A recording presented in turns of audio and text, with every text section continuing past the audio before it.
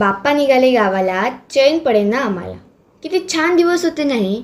बाप्पा येणार म्हणून आधी 15 दिवस सुरू झालेली साफसफाई, शेणाने केलेली सारवासारव, आदल्या दिवशी उशिराने जागून केलेला मुखर, पारंपरिक कोकणच्या पद्धतीने बांधलेली माटी, रात्र रात्र जागून केलेली भजनं, आरत्या आणि त्यात चाललेली थट्टा मस्करी, वयाचा मानाचा विचार न करता आनंदाने खेळलेले खेळ, फुगड्या. आपल्या माणसांनी गजबजलेले घर, आपलेपण आणि घरपण यांची सांगड घालत होतं. बाप्पाच्या नैवेद्याच्या पंक्तीला वाढायची उत्सुकता, मोदक बघून लागणारी भूक, आरतीसाठी भावंड्यांमध्ये भांडणं, या सगळ्यानं एक वेगळंच विश्व उभारलेलं. अख्ख्या जगाला बाजूला सारून आरतीत एक संघ होऊन मग्न व्हायची मजा काही वेगळीच होती.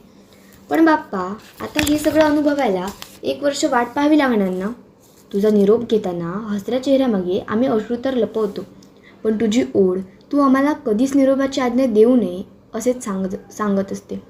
पण खरं तर बाप्पा, प्रत्येक गणेश उत्सव हा प्रत्येकाच्या आयुष्यात आनंदच घेऊन येत असतो. तू आमच्यासोबत तसं नेहमीच असतोस, पण हा एक वेगळा सहवास हवा हवासा वाटत असतो. तरी पुढच्या वर्षी अजून जोमाने तुझ्या तयारीला तयार असू अशी स्वतःची समजूत घालून आम्ही तुला निरोप देतो. म्हणून तुझा निरोप घेताना आम्ही सगळे भक्त मनापासून म्हणतो, गणपती बाप्पा मोरया, पुढच्या वर्षी लवकर या.